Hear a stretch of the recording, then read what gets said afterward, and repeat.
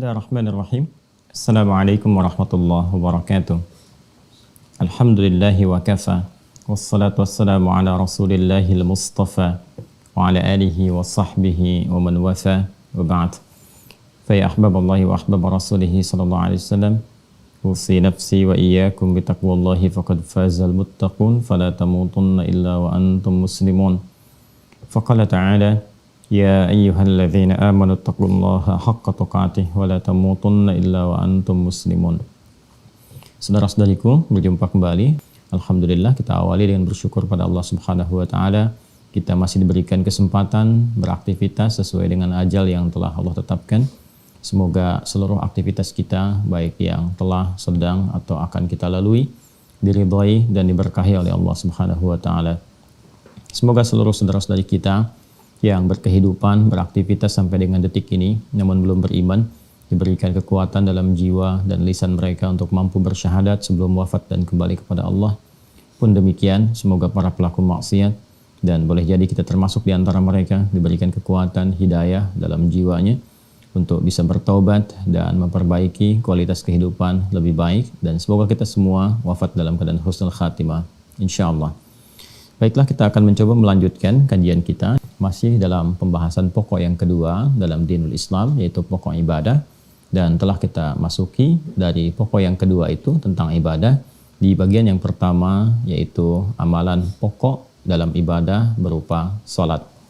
Di pertemuan yang lalu kita telah hadirkan pengantar pokok terkait dengan fikih sholat ini, yaitu tentang tata cara bagaimana memahami filosofi sholat, mengapa kita mesti menunaikan sholat, kemudian dalil-dalil yang terhubung pada perintah sholat baik dalam Al-Quran ataupun hadis-hadis Rasulullah SAW yang mengonfirmasi keterkaitan antara sholat dengan iman, ibadah dengan akidah.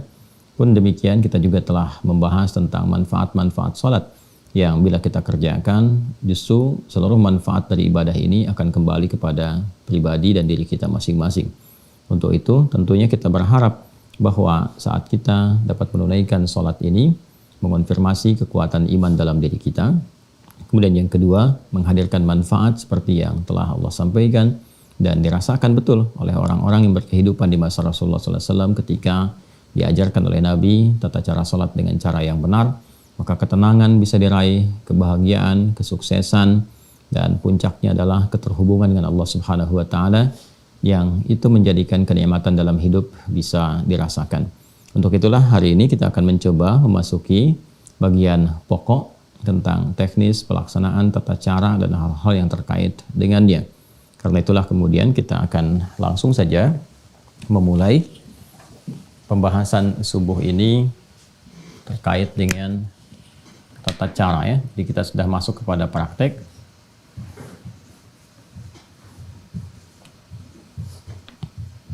Tata cara salat. Mohon berkenan untuk diingatkan bahwa bagi yang baru bergabung dengan sesi pertemuan kita di kesempatan ini, mohon agar dapat meluangkan waktu, melapangkan hati, belajar pada video-video sebelumnya, ta'lim sebelumnya, sehingga ada ketersambungan dengan materi kita pada saat ini.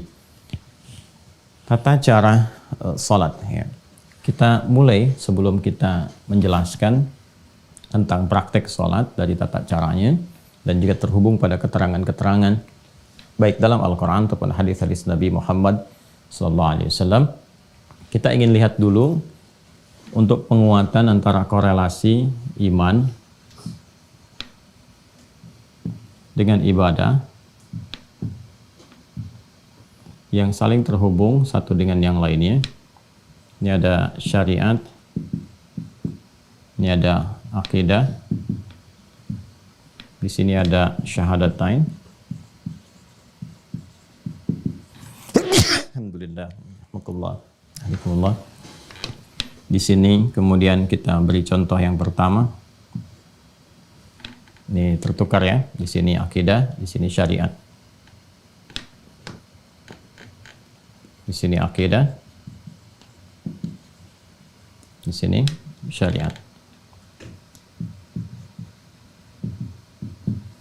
Kemudian ini syahadat, wujudnya syahadatain.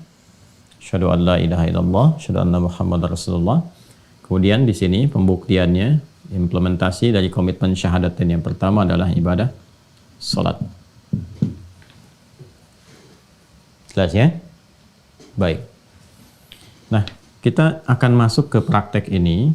Sebelumnya, kita turunkan dulu definisi para ulama tentang sholat ini.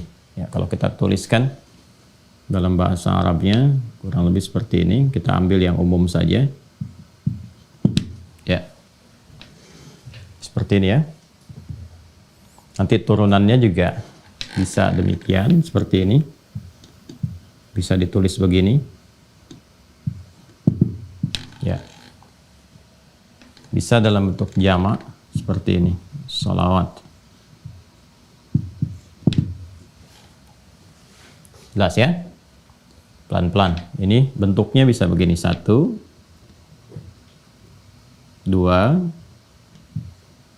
3, seperti ini ya. Kurang lebih demikian. Bila bentuknya seperti ini, yang pertama ini bentuknya tunggal, ya, mufrad, singular. Sudah? Dan punya maknanya juga tunggal, 1. Maknanya 1, mufrad, ya. 1 kali gitu.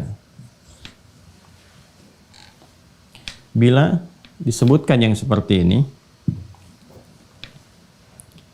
ini bentuk ini, alif, lam, shad, lam, waw, terus di atasnya waw ini dekat ke lam ini ada alif tegak begini, ya. Kemudian ta marbutah. Ini pun bentuknya secara bahasa bentuk tunggal, tapi memiliki makna yang mencakup juga jamak. Maknanya secara makna bisa mencakup jamak. Pelan-pelan ya, ini supaya mengerti betul, supaya paham betul sebelum ke praktek. Diulang ya. Kalau bentuknya begini, alif, lam, shad, lam, alif, ta. Maka ini bentuk tunggal. Ya, jadi tulisan seperti ini, bentuknya tunggal. Dan mengandung maknanya pun tunggal, mufrad, singular, 1 kali. Kalau bentuknya begini, alif, lam, shad, lam, waw, kemudian ta marbutah, dan di sini antara lam dengan wawnya ada fathah tegak, ya. Ini bentuk ini tunggal juga bentuknya, ya, secara kata, tapi maknanya bisa mengandung unsur jamak, ya. Contoh misalnya, kalau saya katakan bentuk seperti ini tunggal tapi mengandung unsur jamak, meliputi sesuatu yang banyak, seperti al-ins, ya, atau insan. Baik, kalau disebutkan al-ins menunjuk pada sifat kelembutan, keramahan, penampakan, insan, totalitas aktivitasnya, itu kan bentuknya tunggal, ya kan? 1. Tapi dia mencakup cakupan yang luas, baik laki-laki atau perempuan. Insan itu kan manusia, mau manusianya laki-laki, mau perempuan dan sebagainya. Jadi ada satu bentuk, satu kata yang dalam bahasa itu cakupannya bisa luas, bisa mencakup banyak, ya. Jadi ini secara diksinya, tulisannya, bentuknya tunggal. Ini yang pertama, maknanya juga tunggal. Ini bentuknya tunggal, tapi maknanya bisa jamak, bisa banyak. Ya, alam, ya, dalam bahasa Arab itu alam, al-alam. Ya, alam itu bentuknya tunggal. Ya, bentuknya tunggal secara kata, tapi maknanya jamak. Mencakup apa saja, mau alam hewan, alam tumbuhan, alam manusia, alam jin dan seterusnya. Ya, kalau mau digabungkan lagi keseluruhannya, dijamakan jadi alamin. Kalau ini dijadikan bentuk jamak yang lafadznya jamak, nih, katanya jamak, lafadz. Lafadz itu kata ya. Lafadznya jamak dan maknanya juga jamak. Maka seperti ini bentuknya. Ya. Ini ya. Sholawat ini. Ini lafadznya jamak. Sudah? Dan maknanya pun jamak.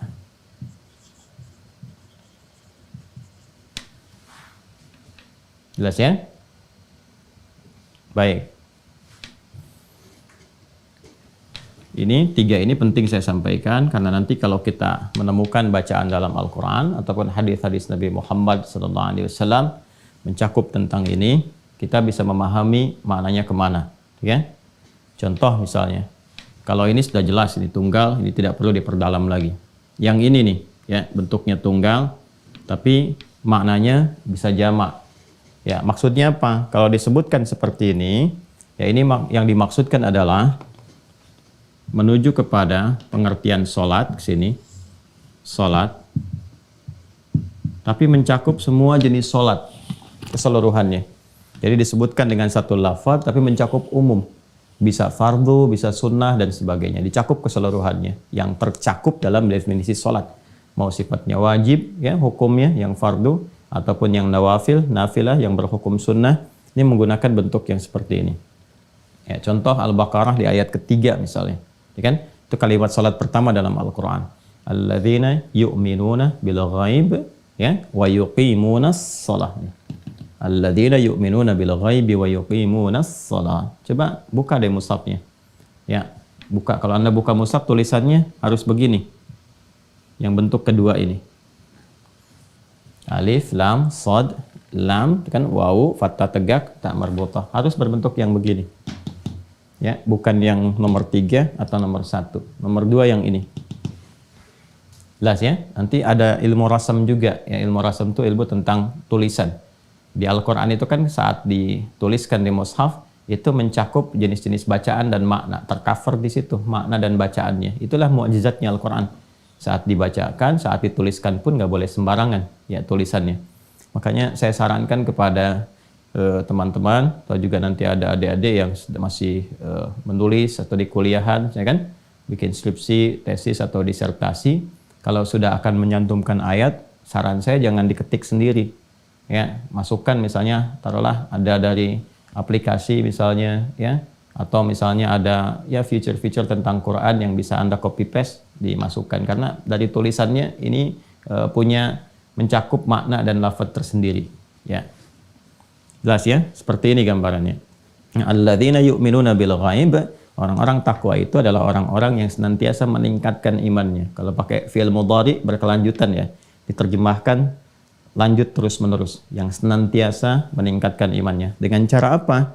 Ya, dia berusaha menunaikan secara maksimal ya salatnya dengan sempurna, wa yuqimunas shalah, berusaha menunaikan maksimal ya salatnya. Jadi bentuknya tunggal salat tapi mencakup bentuk jama'. Apa saja ya jenis sholatnya, bisa yang fardu, bisa yang sunnah. Jadi kalau orang itu imannya sudah mulai mau meningkat, singkatnya jangankan yang fardu, yang sunnah pun dia kejar.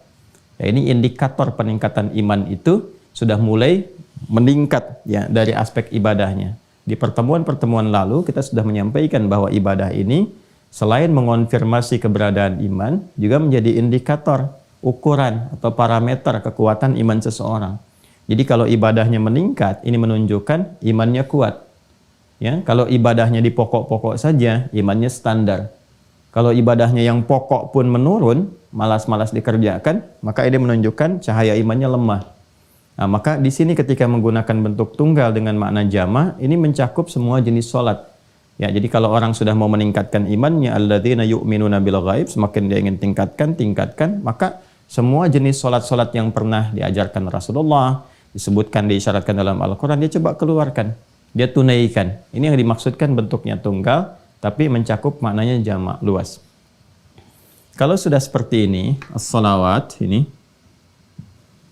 alif, lam, sad, lam, wawu, alif, tak maftuhah, begini, tak terbuka, maftuhah. Ini yang dimaksudkan bentuknya jamak. Sudah? Lafadznya jamak, maknanya jamak. Kalau ada bentuk seperti ini di dalam Al-Quran ataupun hadis-hadis Nabi Muhammad SAW, pada umumnya menunjuk makna salat fardu. Ya, salat fardu. Kalau yang seperti ini nih, bentuk ketiga, yang berhukum wajib. Baik, salat fardu itu kan waktunya ada 5 kan, 17 rakaat, 5 waktu. 17 rakaat. Ya. 5 waktu subuh, zuhur, asar, maghrib, isya, ya kan? Baik, nah itu 17 rakaat. Oke, 24, 4, 3, 4. 2 subuh, 4 zuhur, 4 asar, 3 maghrib, 4 isya. 5 ini kan bentuk jamak. Ya, saya ulang ya. 5 ini bentuknya jamak. 1 tunggal, kan? 2 itu sudah mutsanna dalam bahasa Arab, bentuk 2, dual. Kemudian lebih daripada itu sudah masuk kepada bentuk jamak. Nah, 5 waktu ini karena masuknya jamak, untuk menunjukkan bahwa ini pokok, dan pokok itu kan sifatnya wajib. Kalau wajib itu sudah nggak boleh tinggal. Ya, sama sekali harus dikerjakan, nggak boleh tertinggal. Jangankan misalnya dari waktunya, dari rakaatnya pun harus sempurna. Betul, waktunya 5, cuman subuhnya 1 rakaat misalnya, ya keliru, ya kan? Tetap harus 5 waktu, 17 rakaat, harus sempurna keadaannya. Ya, karena sifatnya ini mengikat, fardu, pokok, wajib dilakukan, maka kata yang mewakilinya pun harus tegas sifatnya. Ya, nggak boleh bersifat umum. Nah, kalau ini kan masih umum nih, yang ini nomor 2 masih umum, ya kan? Walaupun tunggal mencakup jamak, tapi masih luas. Kalau yang ini jelas tunggal saja, bahkan bisa bermakna secara kebahasaan berarti doa, gitu kan? Nah, kalau yang ini, kalau sudah ada as-salawat, ini sudah jelas penunjukannya, dilalahnya jelas menunjuk kepada yang pokok, yang fardu dengan jumlah rakaat 17, dengan jumlah waktu ada 5.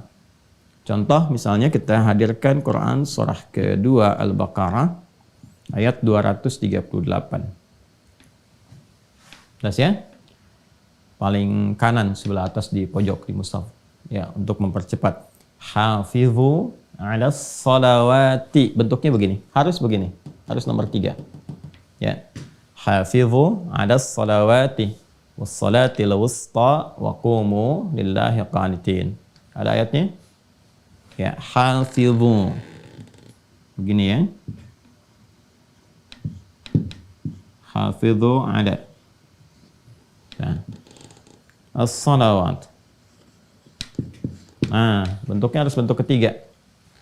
Ya. Perhatikan. Saya tidak mengetahui di terjemahan Anda yang saat ini pegang mushaf misalnya, atau ada aplikasi yang diinstalkan, ini diterjemahkan dengan apa. Ya, walaupun boleh jadi ini rata-rata yang umumnya terjemahkan dengan jagalah gitu kan. Jagalah oleh Anda sekalian waktu-waktu sholat, ya. Jagalah oleh Anda sekalian ya sholat-sholat yang telah ditetapkan. Jadi kalau sudah bentuknya begini, ini yang dimaksudkan sholat fardu yang pokok. Ya, jadi jangan sampai tinggal nih, jangan sampai waktunya berkurang atau rakaatnya tidak tepat. Ini sudah sempurna ya, nggak usah kreatif. Jadi nggak usah mengurangi atau menambah. Jadi yang sempurna betul itu jangan dikurang, jangan ditambahi. Ya, dikurangi tidak sempurna, ditambah juga menjadi celah. Ingat ya, dikurangi itu tidak sempurna, ditambah menjadi celah. Jadi sudah 5 waktu, 17 rakaat. Nah, ini yang pokok sifatnya yang fardu. Maka kalau sudah ditetapkan kata Allah, jaga. Nah, ini bentuk jaganya tuh menggunakan bentuk, kalau di ilmu saraf itu di tasrifnya dari wazan fa'ala yufa'ilu, hafadha yuhafidhu. Asalnya ini. Hafadha yuhafidhu. Ini. Ya. Bukan menggunakan kata hafidha yahfadhu. Yang begini bentuk yang enggak ada alifnya. Sebentar ya, kita detilkan dulu supaya mengerti betul apa yang kita kaji. Kalau begini nggak ada alif, hafidha, ini menjaga. Menjaga. Penjagaannya bisa dijaga secara fisikal, bisa dihafalkan. Dengan menghafal itu menjaga itu supaya nggak lepas. Ya, orangnya disebut hafidh. Hafidh. Nah, orang-orang sekarang penghafal Quran disebut hafidh. Kenapa disebut hafidh? Karena dia menjaga Quran dalam dirinya supaya nggak keluar. Jaga dalam ingatannya, gitu kan? Ya, walaupun para ulama dulu menyebutnya dengan hamilul Quran, ya kan? Ya, kalau di Al-Quran malah disebut dengan zikir hafalannya. Ya, orangnya zakir, ya zakirun al-Quran. Kembali ke sini ya. Jadi ini kalau hafidha, menjaga. Kalau yang ini ada alifnya, hafadha, yuhafidhu, ya. Ini sudah ada alif, maknanya mufa'alah, bermakna saling. Saling menjaga. Jadi kalau pakai yang ini nggak pakai alif, hafidha yahfadhu, kata perintahnya ihfadh. Yahfadhu jamaknya, ya. Hafidha yahfadhu, ihfadh. Ihfaz. Begini. Kalau ini hafidho, dari kata hafadha, ya ada alifnya. Kalau tambahan ada alif setelah huruf pertama, ini maknanya saling. Wazannya fa'ala yufa'ilu. Ya, kayak musafahah, dari kata safaha yusafihu. Ya, saling bersalaman, saling. Jadi kalau mau salaman itu jangan ya akhlaknya, adabnya. Ya kalau kita ingin sama-sama gitu kan menghadirkan ke lapangan, itu berdua menyampaikan seperti ini, saling menjawab. Jadi kalau satu sudah begini, jangan salah satu menyampaikan, satu nggak respon, atau harus dipaksa oleh salah satu. Ya, nah yang normal itu saling. Makanya sofaha itu kan asalnya sesuatu yang lapang. Jadi kalau orang lapang itu salaman itu ya otomatis saja kedua-duanya saling bersalaman begini. Ya, tapi kalau salah satu ada yang belum lapang, biasanya satu begini, yang satu lambat, atau satu begini gitu ya. Nah, itu bukan disebut musafaha namanya. Karena sofaha itu asalnya sesuatu yang lapang hatinya. Ciri kelapangan hati itu ya bisa dilihat dalam bentuk perilakunya. Salah satunya akan merespon dengan cepat di antara satu dan keduanya. Itu gambarannya. Nah, ini hikmahnya apa menggunakan turunan dari kata hafadha dan kata perintahnya hafidhu, menunjuk makna saling ya, untuk memberikan kesan bahwa saking pentingnya yang fardu ini, yang pokok ini, yang wajib ini ya, dan diwajibkan oleh Allah untuk memaksa manusia, hamba-hambanya, mendapatkan rahmat Allah. Karena ada orang-orang yang belum paham gitu kan, bahwa sholat itu penting untuk kebahagiaan, sholat itu penting untuk kesehatan, jiwa, fisik, dan akal. Sholat itu penting untuk ketenangan, gitu kan? Dan turunan-turunan lain yang telah kita bahas di pertemuan yang lalu. Sedangkan Allah itu kan maha pemilik rahmat yang sempurna, luas rahmatnya. Wasiat rahmatuh, ya, sangat luas rahmatnya, disebut dengan Rahman, ya, dinamakan dengan Rahim. Saking luasnya itu Allah sampai memaksa. Kalau nggak sayang nggak akan dipaksa. Ya, jadi biarkan aja suruh milih. Tapi karena Allah sayang supaya hidup kita itu bahagia, hidup kita itu sukses, nyaman, ya kan? Bahkan diperdengarkan dalam pendengaran kita setiap hari, setiap berganti waktu di setiap hari, ya kan? Dari subuh masuk ke siang perdengarkan lagi, ke sore perdengarkan lagi, maghrib sampai mau tidur diperdengarkan. Ya, hayya 'alas shalah, salat, hayya 'alal falah, gitu kan? Bukan buat beban, bukan untuk jadi beban, supaya kamu bahagia, sukses. Sebab ini hukum kehidupan begini, sunatullahnya begini, dari dunia sampai kamu ke alam kubur sampai ke akhirat. Sudah ada sistemnya, Allah yang Maha tahu, ya kan? Dan tanda kepatuhan kita kepada Allah. Dipaksa itu hukum wajib ini sifat memaksa karena sayang. Ilustrasinya begini secara sederhana ya. Walaysa kamitslihi syai'. Orang tua itu kalau melihat ada sesuatu yang penting, anaknya ngeyel, dipaksa kan? Udah kamu pergi aja. Kenapa sih? Nggak usah banyak tanya. Nah kan, kalau udah banyak tanya-tanya begitu, udah langsung disiapin, dipaksa gitu kan? Ya kalau perlu ditarik dan sebagainya. Pada sesuatu yang sangat penting.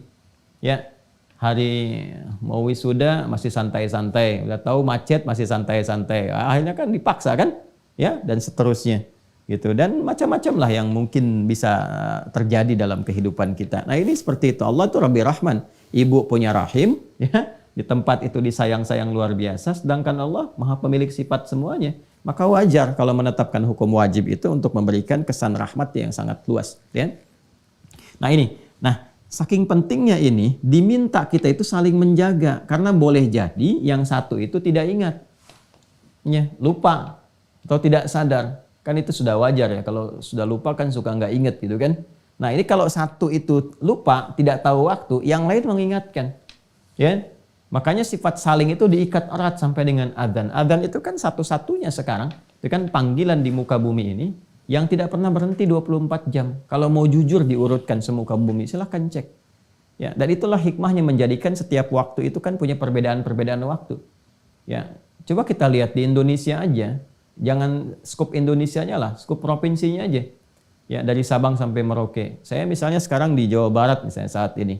Ya, coba bisa dilihat di Bekasi dengan di Bandung, ya, atau nanti ke Bogor, ke Depok dan sebagainya, itu bisa ada perbedaan waktu. Baik dari detik sampai ke menit. Jadi menariknya satu tempat pun sini adzan, selesai, tempat ini adzan. Terus adzan. Kalau kita lihat tuh 24 jam gak berhenti tuh. Ya, untuk menunjukkan kesan bahwa ya hidup manusia itu harus bahagia, harus sukses, jangan lupa harus tenang dan sebagainya. Kuncinya ini. Ya, kadang-kadang memang ada yang aneh dalam kehidupan tuh. Minta diberikan jalan tapi jalannya nggak ditempuh. Ya, diberikan jalan sholat malah pilih jalan ninja. Ini jalan ninjaku, bukan. Jalan sholatmu itu yang harus diambil. Itu kebahagiaanmu itu ada di situ gitu. Suksesnya ada di situ. Kenapa harus cari yang lain? Ya kan? Ya, jadi ini gambarannya ya. Ya, jadi disinilah penting kemudian ini diterjemahkan dalam bentuk perilaku. Karena itu wajar kalau dalam kehidupan, awas ya, karena ini fitrah. Ini sudah firman Allah. Kalau sudah firman melekat jadi fitrah. Ya, karena itu wajar kalau tiba-tiba kemudian ya ayah ibu bisa mengingatkan anak, nah sudah adzan, oh iya mah, karena ini sifatnya sudah melekat, ya kan? Atau anak bisa mengingatkan orang tua atau bahkan teman, atau yang paling dahsyat yang belum beriman teman anda, ya jalan dengan anda adzan itu bisa mengingatkan, sudah adzan dulu, apa kamu nggak sholat dulu tuh, ya? Nah, itu bersyukurlah, alhamdulillah kan artinya ada satu pancaran yang sampai kepada jiwa dia, tinggal anda sebagai temannya bagaimana mendoakan dia, bermohon kepada Allah dalam setiap sujud anda di malam hari, menyontohkan nilai keislaman yang baik kan, nah, sehingga dia berkesempatan mendapatkan hidayah Allah Subhanahu wa taala untuk bersyahadat. Nah, ini ya sifatnya saling. Nah, ini kalau kita bawa ke dalam kehidupan berkeluarga atau kehidupan sosial misalnya, ada dipraktekkan. Saling itu kan wasilahnya banyak. Bisa dengan lisan mengingatkan bagi yang tahu kan, atau nanti dibuatkan jadwal-jadwal sholat, tempel tuh ya, kalau perlu ditempelkan di dinding misalnya, di kamar, di meja makan, nggak apa-apa, ditempelkan aja waktu-waktu sholat itu ya, supaya diketahui ya. Kalau mau ditempelkannya dengan kreativitas deh ya, waktu sholat, waktunya kamu bahagia ya, engkau mencari kebahagiaan, ini waktunya, engkau mencari kesuksesan, ini jalannya ya, dan seterusnya. Jadi kita tuh paham begitu melihat waktu sholat, nah ini nih waktu bahagia saya nih ya, waktu curhat saya, waktu sukses saya ini. Jadi cara-cara seperti itu memberikan ibadah itu ternikmati, memberikan kesan ternikmati. Nanti dengan pembelajaran kehusyuan bisa hadir. Bagaimana caranya kita nikmat ibadah ya, dan khusyuk dalam menjalaninya, nikmat, senang, nyaman dengan memahami hikmah di balik itu. Kemudian juga khusyuk dilahirkan dari pemahaman ya tentang tata cara pelaksanaannya. Sudah paham ya? Kalau sudah mengerti ini semua, baru nanti sebelum masuk ke praktek, kita jelaskan dulu ya maknanya, definisinya, artinya. Dari definisi itu baru diketahui praktek. Jelas ya? Baik. Kalau kita ingin turunkan definisi, maka kita gunakan dulu dari kata yang paling awal ke sini ya. Salat. Tuliskan dulu ke sini. Salat secara bahasa, secara etimologi. Nah, di Islam itu Masya Allah ya, tradisi keilmuannya itu luar biasa gitu. Jadi semua hal yang akan dikaji itu selalu diawali dengan definisi dulu, untuk membatasi ruang pembahasan ya, supaya tercakup apa yang akan dibahas dan mengeluarkan yang tidak penting, yang tidak perlu dibahas, ya kan? Dan esensi-esensi pembahasan itu terkumpul dengan sempurna dan memberikan kesan penguat yang dimaksud, yang mau dibahas itu dalam aspek ini ya, bukan aspek-aspek yang lain, sehingga disebut ta'rif itu al-jami' wal mani' ya, al-jami' wal mani', yang mencakup dan melarang, mencakup semua yang akan dibahas, melarang yang tidak terkait supaya masuk ke dalamnya ya. Ini gambarannya. Jadi secara bahasa dulu, kalau bahasa nanti ini memiliki keumuman makna, mau ditarik kemanapun ya itu bisa memungkinkan. Secara bahasa, kata sholat ini itu punya makna yang serupa dengan doa. Doa. Ya, berarti doa. Anda kalau mau buka kitab fikih manapun yang menerangkan tentang sholat dengan pendekatan mau dari jalur mazhab manapun. Yang populer misalnya kan yang 4 itu, mau Hanafi, Maliki, Syafi'i ataupun Hambali, rahimahumullahu jami'an, itu definisinya nggak ada yang beda. Ya, secara bahasa diartikan apa? Doa. Ya, disebut dengan demikian karena memang isi sholat itu seluruhnya doa. Umumnya doa, permohonan-permohonan kita kepada Allah Subhanahu wa ta'ala. Inna salataka sakanul lahum. Ya, dan doakanlah mereka Muhammad SAW, sungguh doamu atau sholatmu atau doamu itu ya, itu akan menenteramkan bagi mereka. Nah, perhatikan baik-baik. Selalu ada pertanyaan begini. Awas ya. Nah, ini detailnya. Jadi di bahasa Arab itu ada detail. Kalau kita ngaji di ilmu bahasa, ada detail. Kalau sholat itu sama dengan doa, kenapa nggak disebut doa aja? Jelas ya? Kalau sholat sama dengan doa, kenapa nggak disebut doa aja? Ya, nah inilah uniknya dalam bahasa Arab itu ada kekayaan literasi kata gitu ya. Jadi satu makna itu ya atau satu kata itu maknanya bisa berbeda dengan kata yang lain yang kadang-kadang orang-orang awam mengartikannya dengan serupa. Ya, seperti pujian itu ada detil ya. Ada alhamdu, ada asthana misalnya. Ya, kapan itu digunakan? Seperti duduk, ada jalasa, ada qa'ada. Kapan itu digunakan? Ada detilnya. Jadi kalau kita katakan sholat itu doa, kenapa nggak disebut doa aja ibadahnya? Gitu kan? Ya, Anda bisa katakan begini, wah kalau doa kan sifatnya masih umum, ya kan? Tapi sholat kan khusus, boleh seperti itu, ya. Nah, hanya detilnya adalah kita temukan di kalimatnya, gini. Kita temukan di kalimatnya. Perhatikan baik-baik ya. Dengan membahas detil katanya itu, kita akan temukan kemudian dari akarnya. Doa ini, akarnya dari kata da'a yada'u. Da'a yada'u. Ya, doaan. Wa da'watan. Dakwah juga dari sini. Dakwah itu menyeru, ya mengajak dan sebagainya. Ya, ada unsur memohon juga di dalamnya.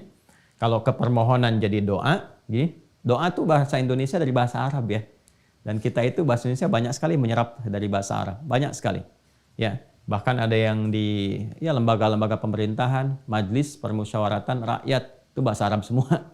Majlisnya bahasa Arab, permusyawaratan bahasa Arab, rakyat bahasa Arab ya. Dewan perwakilan rakyat bahasa Arab juga semua itu. DPR tuh bahasa Arab semua isinya tuh. Dewan dari kata diwan, kan? Kemudian apalagi perwakilan wakil itu bahasa Arab ya. Ya diberikan awalan dan akhiran aja gitu kan. Kemudian rakyat ya dari bahasa Arab juga. Ya, jadi banyak dari bahasa Arab terserap ya karena asimilasi yang dulu terjadi. Langsung ke sini saja ya. Ini doa. Dari kata da'a asal katanya, kalau sifatnya permohonan disebut doa, kalau ajakan disebut dengan dakwah.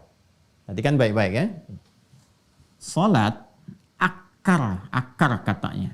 Ya, kalau saya bilang akar berarti ke awalnya, infinitifnya. Ya. Kadang-kadang saya melampaui di tasrif ya, derivasi kata sorof untuk menemukan ke akar awalnya. Ini yang penting saya tekankan karena ada beberapa yang kadang-kadang kurang memahami ya, ketika saya misalnya menerangkan taruhlah turunan kata misalnya kan ahsana yuhsinu, ya kan? Ihsan. Kalau saya katakan ihsan itu akar kata awalnya itu dari kata hasuna gitu kan. Nah, kadang-kadang ada yang suka keliru paham. Salah tuh Ustaz Adi, harusnya dari ahsana. Nah, itu bicara tasrif. Kalau kita bicara tasrif, betul ahsana, yuhsinu, ihsanan. Tapi kalau kita ingin menggali sisi kebahasaan yang paling awal, ahsana itu kan ketika diberikan tambahan hamzah di depannya. Asal dari awalnya adalah hasuna atau al-husnu. Jadi kalau saya sedang bicara awal dari ilmu bahasa, ini menunjuk kepada dasar yang paling utama. Ya. Dasar yang paling utama di sini, kalau kita gali akarnya, itu dari wawu, sod, lam. Ya. Kalau ini da'a, ya kan? Ini alifnya asalnya waw, ya. Kemudian karena di akhir nanti ada rumus di'ilat menjadi alif, ya. Singkatnya huruf ilat itu ada 3 nanti disingkat dengan ayu. Alif, waw, ya. Perhatikan baik-baik ya. Da'a begini, ini dari kata wasala. Wasala yasilu, ya. Silatan. Kemudian ke sini salat. Ini secara bahasa adalah sesuatu yang tersambung erat, terkoneksi kuat, ya, atau sesuatu yang sampai ke tujuan.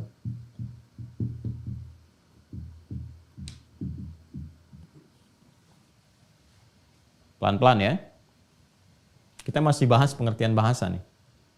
Wasala itu dasarnya sesuatu yang tersambung erat atau sampai ke tujuan. Ya kan? Makanya ada dari sini kata wusul. Wusul itu sampai. Ya. Wasala Muhammad fi Sumatra ya, ams sa'ah 7 sabahan. Ya, Muhammad sampai di Sumatera kemarin jam 7 pagi. Ya, itu sampai ke tujuannya. Jelas ya? Sesuatu yang tersambung atau terhubung secara erat. Juga akarnya dari sini. Silah, wasala yasilu, ya, ada waslan, wusul, silatan, silah. Silah. Wesel itu dari bahasa Arab juga tuh, wesel. Artinya sesuatu yang sampai, kalau ngirim diharapkan sampai ke tujuan. Ya. Silah, sesuatu yang terhubung erat. Masih ingat silaturahim? Ya kan? Silaturahim, kalau Anda mau kumpul-kumpul kan Anda katakan saya mau silaturahim dulu, ya kan? Nah, silah itu artinya sesuatu yang terhubung dengan kuat. Ya, rahim, satu bentuk perhatian, kasih sayang yang bersumber dari hati yang paling dalam. Bentuk perhatian, kasih sayang yang bersumber dari hati yang paling dalam. Jadi diharapkan dengan bertemu itu, ya kan? Bisa saling ngobrol, bercengkrama, cerita sehingga melahirkan rasa perhatian, ya kan? Berkasih sayang secara umumnya satu dengan yang lainnya sehingga melampaui ruang, ya bahkan waktu dari tempat Anda berkumpul sebelumnya. Jadi suksesnya silaturahim itu bukan saat kumpulnya.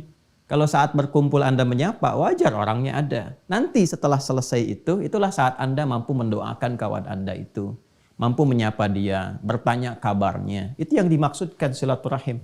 Jadi tetap terhubung dengan erat walaupun sudah berpisah ruang. Walaupun sudah berbeda waktu keadaannya. Dari pertama kali bertemu itu. Itu yang disebut dengan silah. Nah, ibadah yang melatih kita sehingga terhubung erat dengan Allah Subhanahu wa taala itu puncaknya. Ya, Anda dengan manusia aja bisa berhubungan erat. Kenapa dengan Allah terpisahkan? Ya kan? Ya, Anda dengan manusia bisa ingat, kenapa dengan Allah bisa lupa? Ya, antaqulu yaumal qiyamati inna kunna an hadzal ghafilin. Itu di penghujung ayat 172.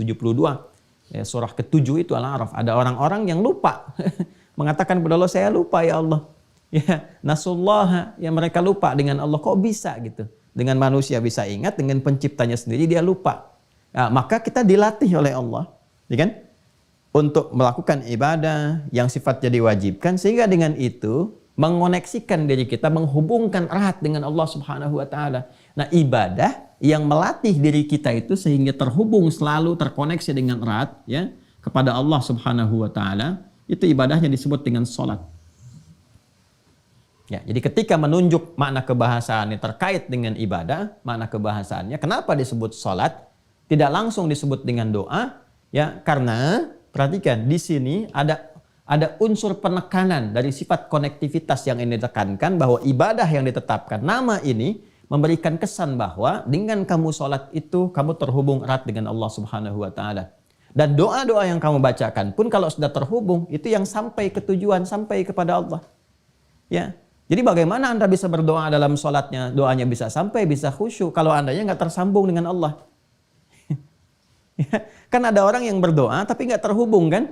Pikirannya memikirkan pekerjaan, lisannya berkata Allahu Akbar, tapi di pikirannya masih ya amalhu akbar, handphonehu akbar, dan sebagainya. Handphonenya yang lebih besar, yang banyak difikirkan, pekerjaannya, status sosialnya, dan sebagainya.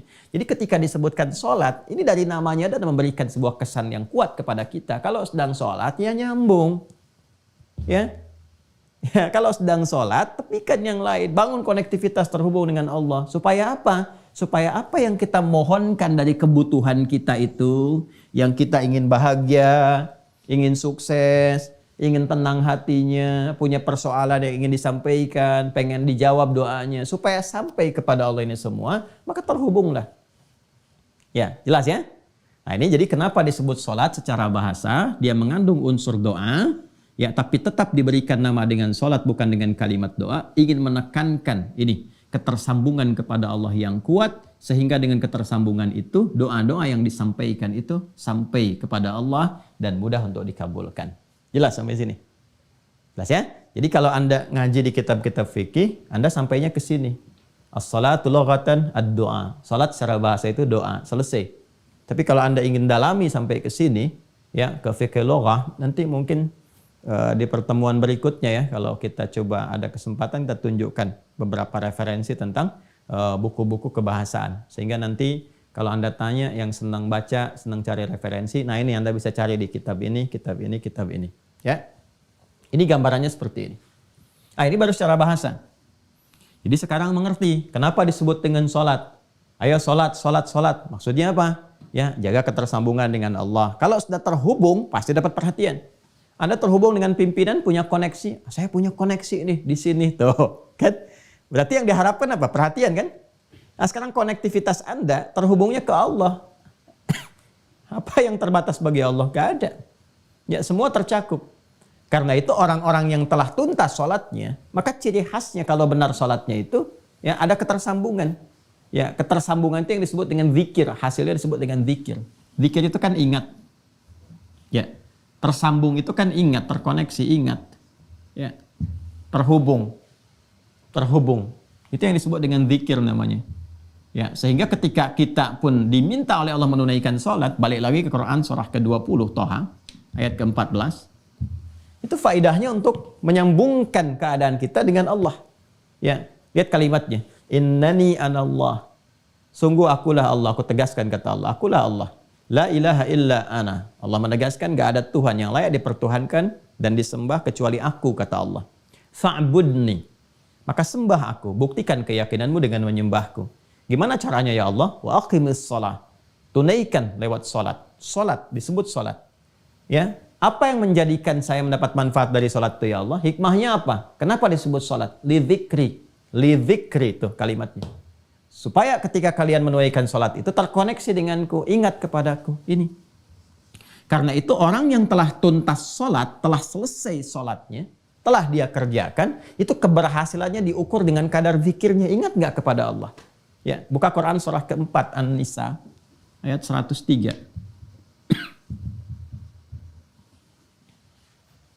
Ya. Quran surah 4 An-Nisa ayat 103. Fa idza qadaitumus shalah, maka jika Anda telah tuntas mengerjakan salat, fadhkurullaha. Tuh.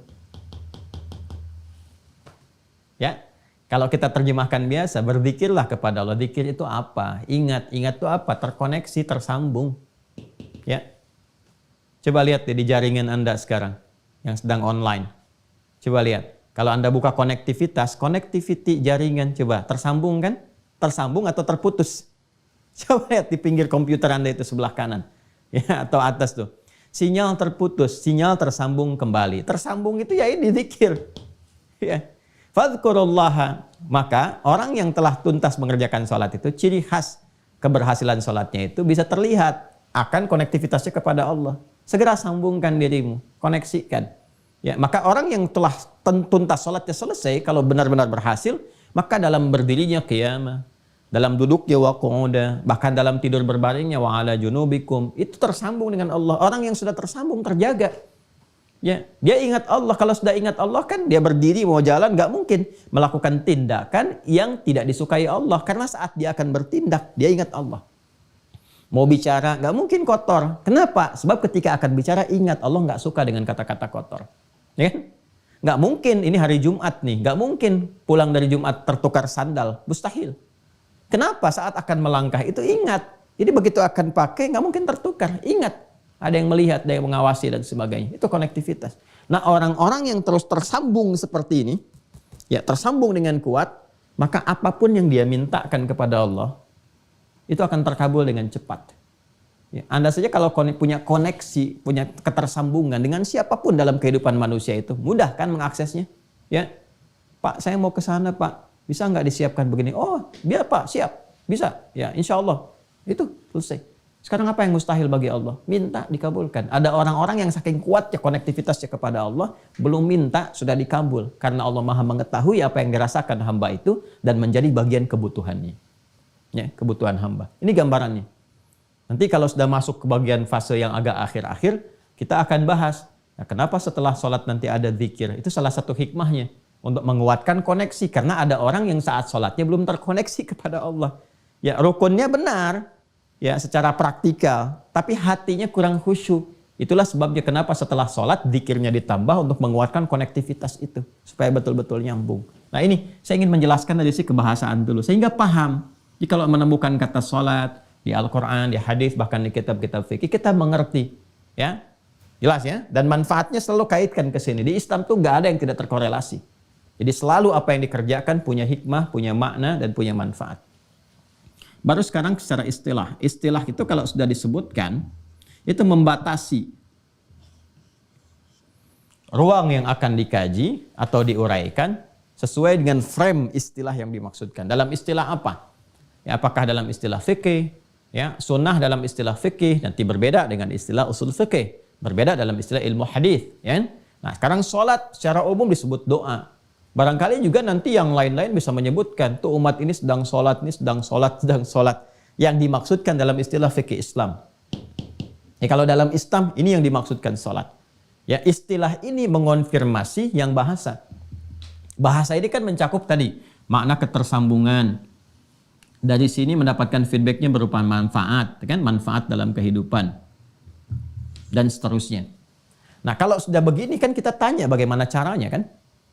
Ya, karena sholat yang kita kerjakan itu harus menyambungkan diri kita, terkoneksi penghambaan kita kepada Allah. Sedangkan ada orang-orang sholat nggak mendapatkan manfaat karena koneksinya ini terputus. Ya, ada yang lemah. Gitu aja lah, kan kita ini sholat tuh online, kan? Online itu kan terhubung. Ya, sekarang Anda sedang online. Kalau sinyalnya jelek, koneksinya putus, bisa nggak sekarang menyimak? Tidak bisa. Ya, bagaimana Anda bisa menyimak dengan baik, bisa khusyuk? Kalau putus-putus kan ini buffering nih, muter-muter. Nah, ada orang yang sholatnya buffering tuh. Di kepalanya muter-muter, dunia macam-macam. Ya, padahal mijit nomornya benar. Kan nomornya kalau online sholat kan 24434 tuh kan online-nya. Hotline sholat tuh 24434. 2-nya subuh, 4 duhur, 4 asar, 3 maghrib, 4 isya. Bikin status tuh, udah hotline belum hari ini? Hotline ritual, tuh kan? Itu kan ada orang yang betul mijit nomornya, cuman jaringannya, ya sinyalnya nggak kuat. Ya itu jaringan-jaringan tubuhnya tuh, yang otaknya yang macam-macam kemana-mana, makanya nggak terkoneksi.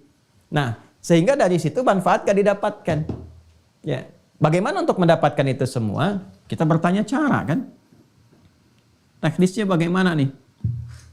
Ya, diinstal dulu tuh semuanya masuk, ya. Mohon maaf ya kalau bahasanya kita agak kembangkan sedikit ya, supaya kita bisa mengerti, karena dunia di setiap eranya itu kadang memiliki ragam bahasanya sendiri gitu, supaya ketersambungan itu ada. Caranya bagaimana? Ya kan? Teknisnya seperti apa? Supaya ini kita bisa install dengan baik, caranya bagus, tersambung, manfaatnya dapat. Kalau sudah bicara begini, maka ini harus dibatasi dalam pengertian istilah untuk menghadirkan teknis, tata cara, keterkaitan tentang penunaian sholat yang dimaksudkan. Maka kalau kita buka dengan penjelasan istilah, selalu dibuka dengan kalimat ibadah. Mengonfirmasi bahwa sholat yang kita kerjakan itu adalah masuk dalam ranah ini. Anda silahkan kalau buka kitab fikih manapun, ya yang paling standar, itu pengertian sholat itu selalu dibuka dengan kalimat ibadah. Ibadah yang dibuka kan dengan takbir, diawali dengan takbir, dan ditutup dengan salam. Nih, secara umum dulu. Awas, kalimat ibadah ini mengonfirmasi bahwa sholat yang ditunaikan itu masuk pada kategori pokok yang kedua. Dari 4 pokok itu. Ada akidah, ada ibadah, ada muamalah, ada akhlak. Sholat masuk pada kategori ini. Ketika disebutkan ibadah, konsekuensi keduanya mengonfirmasi dari iman.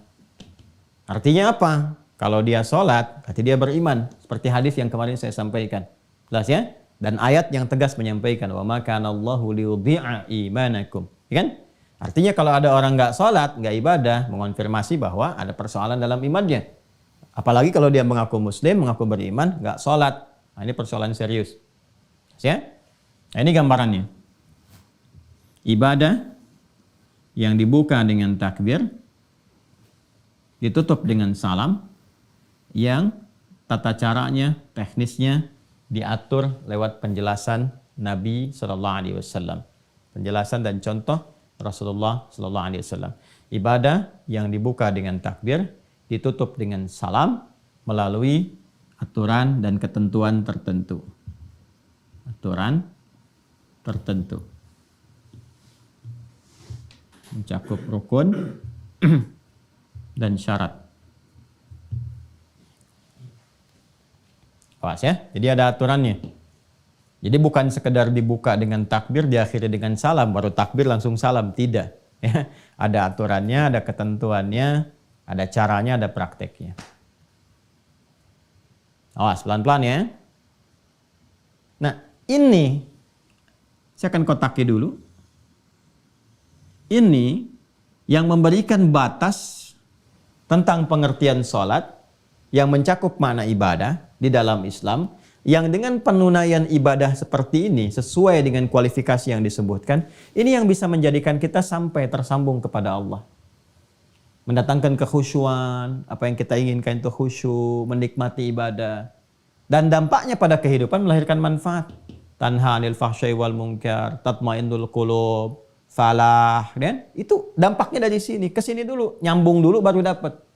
Ya. Makanya yang qad aflahal mu'minun itu, qad aflahal mu'minun, yang akan dapat falah insan beriman itu, sukses, bahagia kapan?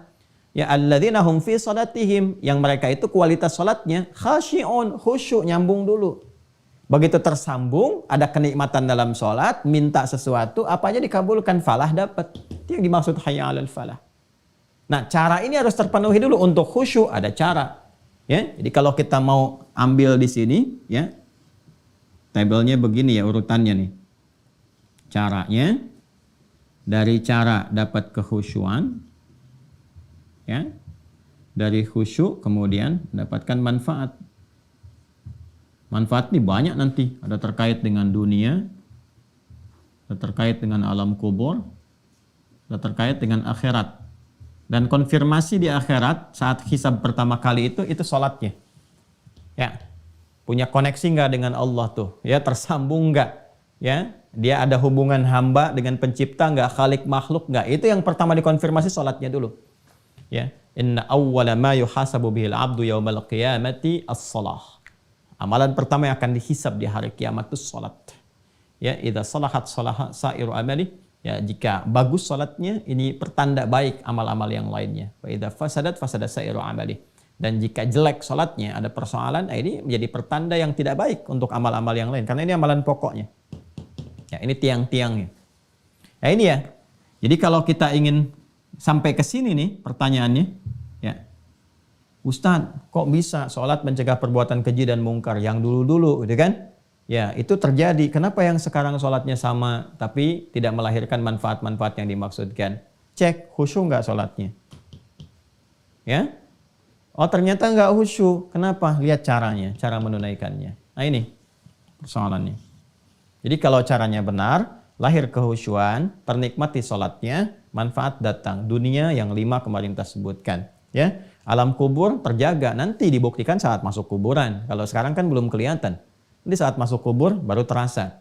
Ya, kalau ingin cepat merasakan, ya nggak bisa juga sesuai ajal. Kalau ajalnya tiba, baru kemudian masuk ke sini. Di akhirat jelas, semua terkonfirmasi, semua jelas. Hadisnya, ayatnya, dan sebagainya. Nah, sekarang kita berada di fase ini. Karena pertanyaannya ini di awal tentang caranya, maka kita akan masuki fase yang ini. Nah, ini pengantar kepada cara. Pokoknya banyak muqaddimah nih. Karena muqaddimah itu dasar pemahamannya. Jadi kalau nggak disampaikan dari sini nih, bisa aja kita langsung bahas. Begini caranya, begini, begitu, dan sebagainya. Tapi kita nggak akan merasakan ya sensasi pembahasan dan pemaknaan yang mungkin bisa mengantarkan kepada motivasi yang kuat untuk menunaikan sholat dengan cara yang benar. Nah, ini kita akan gali, teman-teman,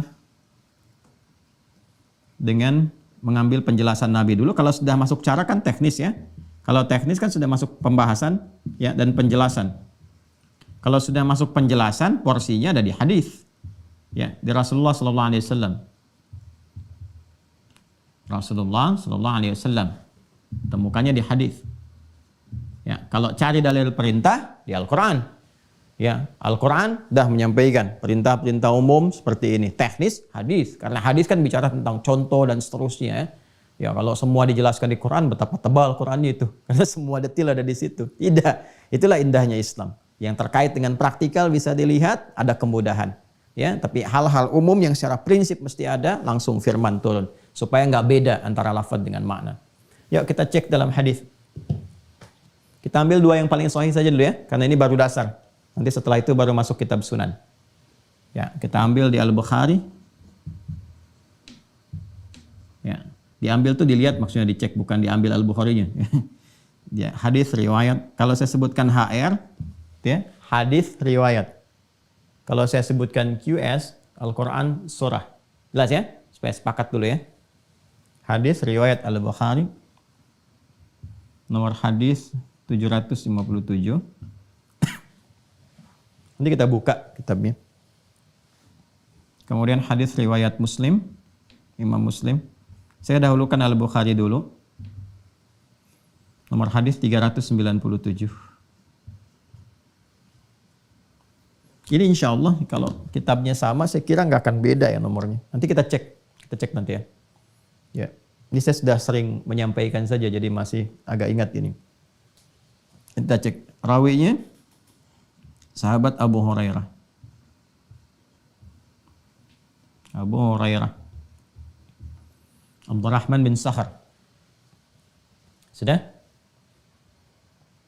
Nanti dari Abu Sa'id, dari Abu Hurairah radhiyallahu taala anhu, dari Rasulullah sallallahu alaihi wasallam. Teruskan dulu ya. Kisahnya tentang kisah seorang sahabat ya yang ditelusuri, konon namanya Khalad bin Rafi' Az-Zuraiki. Khalad bin Rafi' Az-Zuraiki. Kalau di hadis gak disebutkan, nanti rajulun saja, di sirah kita akan bisa lacak gitu kan, dan seterusnya. Ada yang menyebutkan ini namanya. Yaitu indahnya Islam tuh terkonfirmasi semua gitu, literasinya tuh nggak memberikan celah bagi kita itu ya untuk bisa menyoal. itu indahnya tuh. Ini semua ada jalurnya, ditutup semua itu. Ya, dan kalau ada yang bermasalah langsung turun statusnya. Ya, dhaif langsung dan seterusnya, sehingga kita nggak ada celah untuk nyoal mau dari sisi mana. Yuk kita buka saja langsung ya ke hadis kitabnya. Saya pakai yang umum dulu ya. Kalau yang umum itu maksudnya yang matannya semua. Kalau pakai syarah itu udah berapa jilid sendiri. Ya, Al-Bukhari kalau pakai syarah Fathul Bari saja udah 18 jilid. Hadis Muslim pakai syarah Imam Nawawi udah 9 jilid. Jadi saya pakai yang ini untuk memudahkan, 1 jilid yang umum semua langsung hadisnya. Yang ini Sahih Muslim ya. Ya. Sahih Muslim nomor hadis 397. Kita lihat Kitabus Shalah. Saya nggak keliru Kitabus Shalah. 136 Pak kalau nggak salah nama ini. 397. Nah ini dia nih.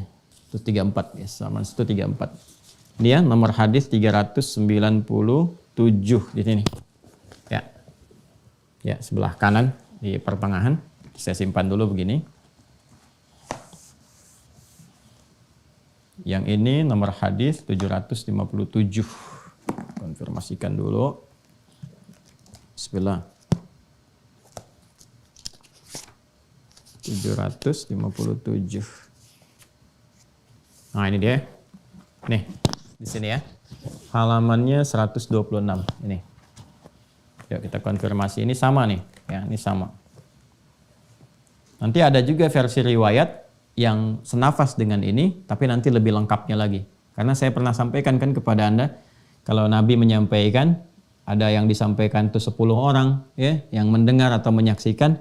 Kadang-kadang kalau cerita lagi kepada yang lain kan, ya, isinya sama, tetapi kadang-kadang versi bahasanya berbeda. Ada yang menyampaikan secara singkat begini, ada yang menyampaikan urutan-urutan dari awal, ya kan?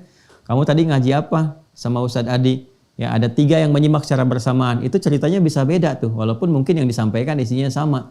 Ada yang mengurutkan, saya tuh ngaji tadi ya, nungguin dari jam 5, ustadznya mulai dari jam 5.20. Ya, ada pembukanya dulu begini. Ada yang langsung nyampaikan, tadi saya ngaji pergi sholat, ya itu pembuka dulu mukadimah sampai 1 jam lebih, ya, baru masuk kepada intinya.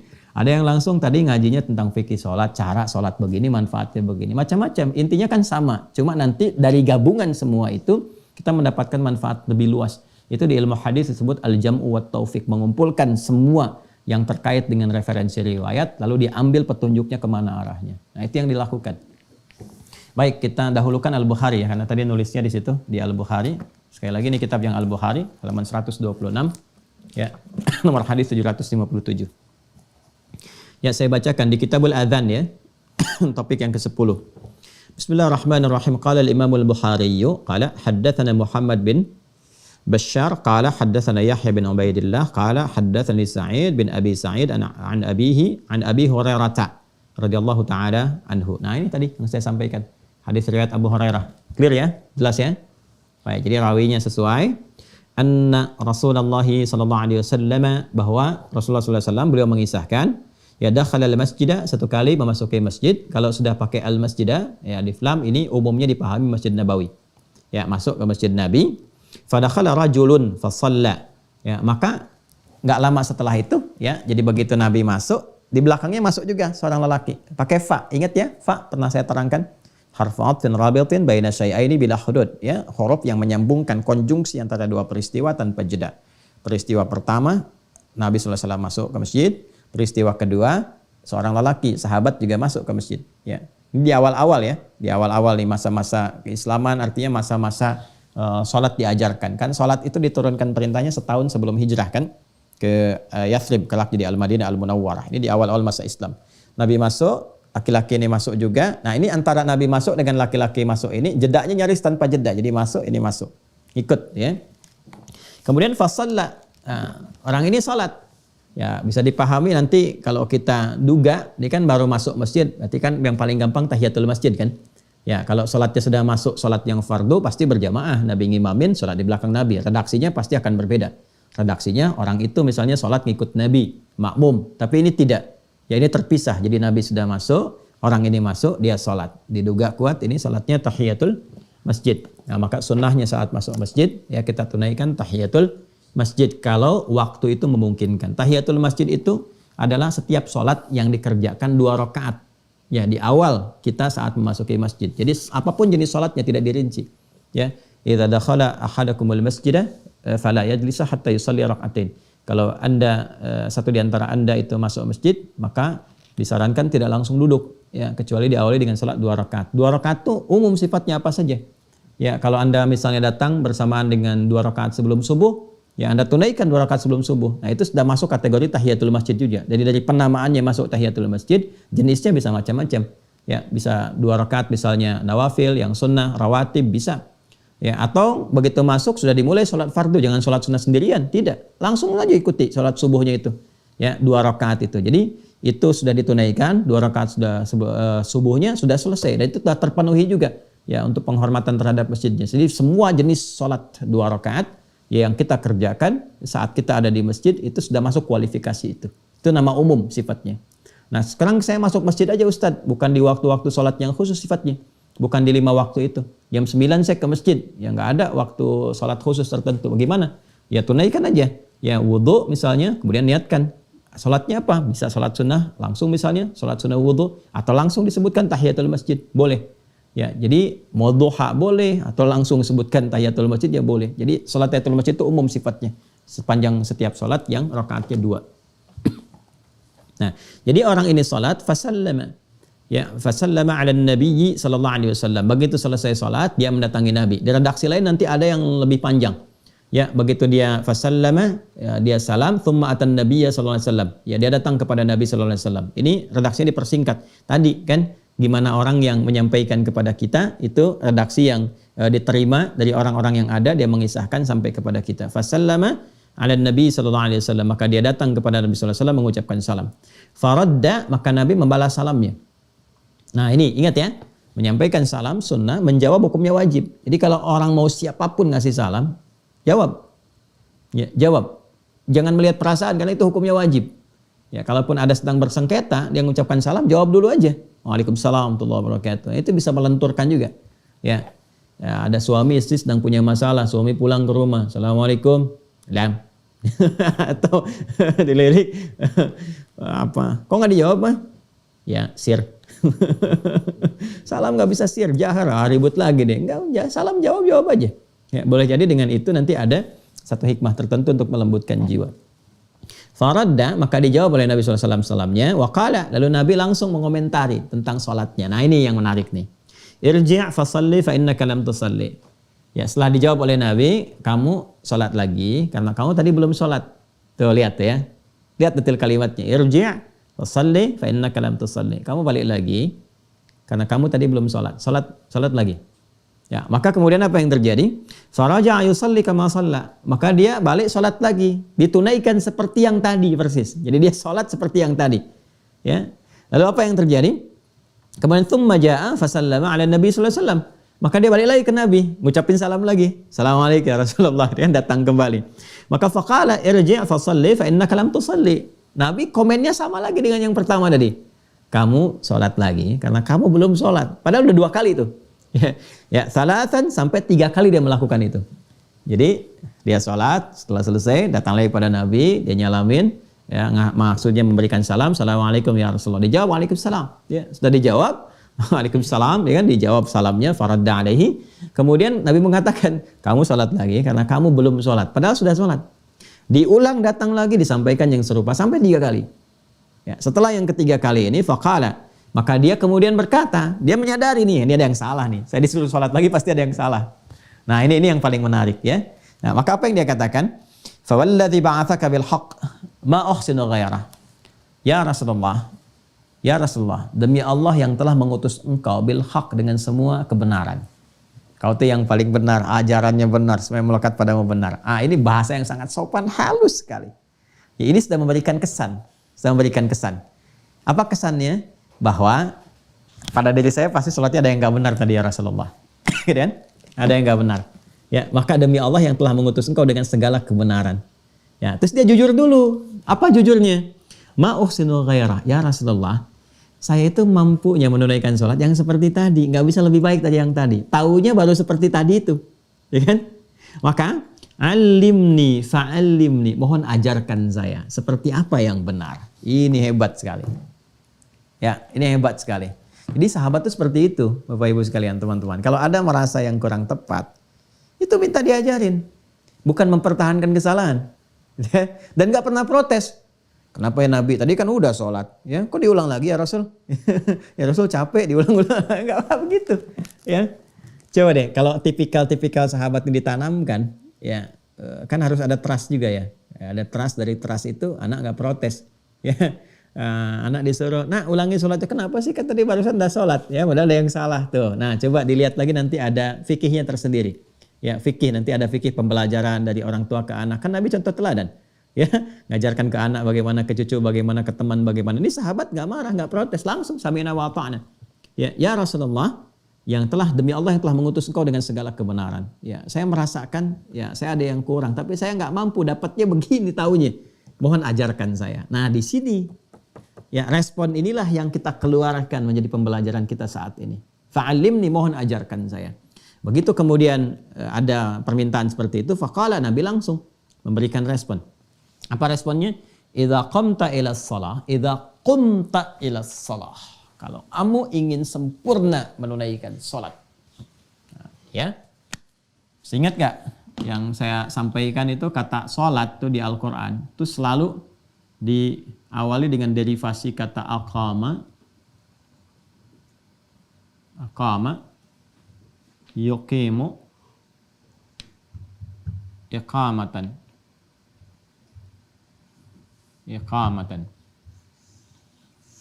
Atau nanti praktikalnya bisa ke kata dasar asalnya qama yaqumu. Kalau ingin menekankan langsung ke dasar maka menggunakan turunan kata qama. Kan? Kalau ingin penegakannya secara sempurna menunjuk kepada arahan maka gunakan kata aqama. Ya.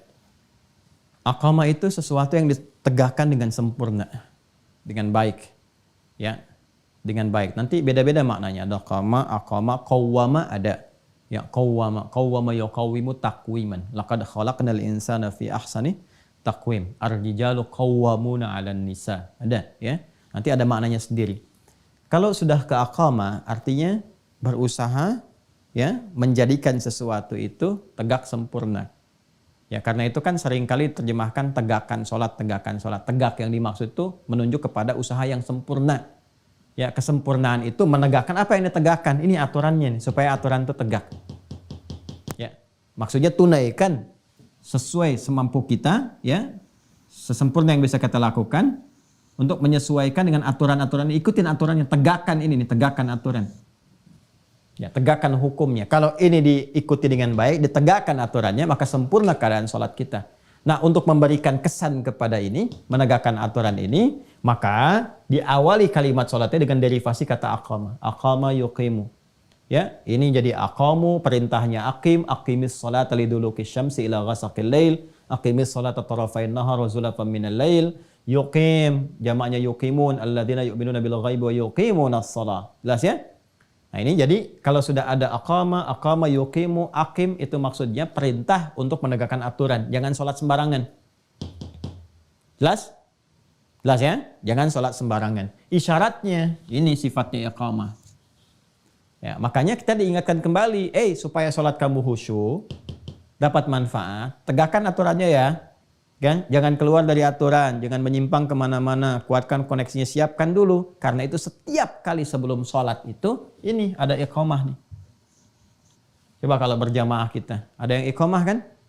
Cuma ya kita kan kadang di Indonesia umumnya senang menyingkat-singkat. Iqamah, singkat aja, qomat. Ya, qomat tuh, qomat. Qomat tuh singkatan dari iqamah. Ya, qomat. Ya, qomat. Dari mana nyingkatnya? Dari sini ketika akan ditegakkan. Qad qomatis shalah, qad qomatis shalah. Oh, qomat tuh. Jelas ya? Padahal isyarat awalnya untuk menegakkan ini dari kata iqamah. Aqama yuqim iqamah. Kalau di Arab biasanya orang Arab langsung iqamah. Ya akhi iqamah, ya kan? Ya akhi, ingatkan yang lain, tegakkan aturan, siap. Makanya ketika akan sholat, ini nanti ada panduan kekhusyuan. Disiapkan supaya khusyuk. Nanti saat masuk teknis, ya saya terangkan lafaz-lafaz iqamah itu yang senafas dengan adzan. Allahu Akbar. Ya kan? Asyhadu an la ilaha illallah, asyhadu anna Muhammadar Rasulullah. Ya kan? Hayya 'alas shalah, hayya 'alal falah, qad qamatis shalah. Nah, pakai qad. Kenapa pakai qad? Kenapa dari aqama pindah ke qama ke sini? Nah, itu ada maknanya sendiri. Nah, jadi kalau sudah ada iqamat, artinya ini panduan kepada kita pengingat untuk mulai menegakkan aturan supaya khusyuk. Supaya khusyuk. Dan nanti kata khusyuk ini, ya kata khusyuk nanti kita akan bahas detail. Puncaknya adalah membawa kita tersambung ke sini, ke Allah. Ya. Itu nanti di Al-Baqarah ayat 45 sampai 46. Nanti kita bahas detail. Ya. Wasta'inu bis-sabri was-salah wa innaha lakabiratun illa 'alal khashi'in. Siapa khusyuk itu? Alladzina yadhunnuna annahum mulaqu rabbihim. Ini. Ya, tersambung dengan Allah. Jadi kalau kita benar ini nyimak iqamat dengan benar, belajar aturannya. Jadi begitu qomat, ya, begitu iqamah, Allahu Akbar, ingat ini, terbawa kita ke sini. Jelas ya? Nah, jadi iqamah itu bukan kalimat-kalimat sembarangan, bukan formalitas sholat dimulai. Ya, bukan formalitas jamaah disiapkan, tidak. Ya, ini mengikat semua. Makanya mengikat ke imam juga. Begitu iqamah disampaikan, ya, diperdengarkan, imam kan berbalik melihat makmum semua.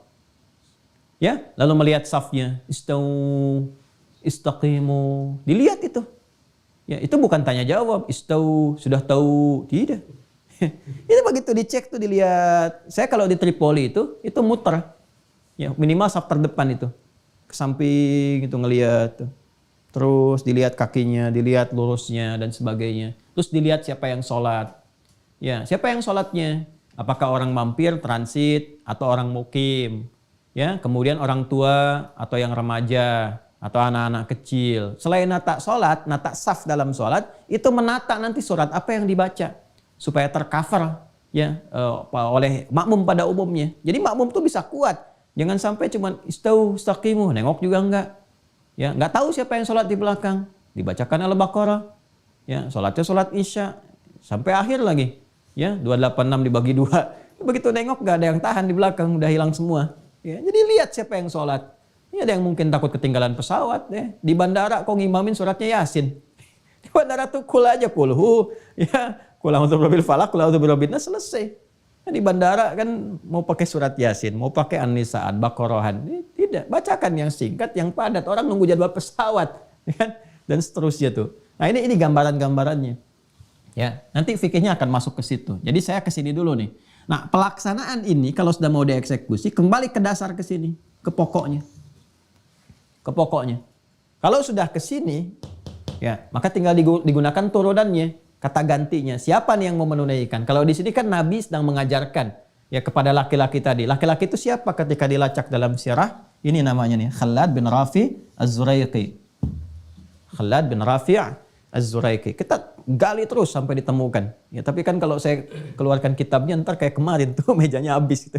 Ya, jadi Anda percaya aja dulu lah gitu. Percaya dulu. Ntar kalau udah ditunjukin cari sendiri deh. Ya. Jadi ini namanya Khalad bin Rafi' Az-Zuraiqi. Ya.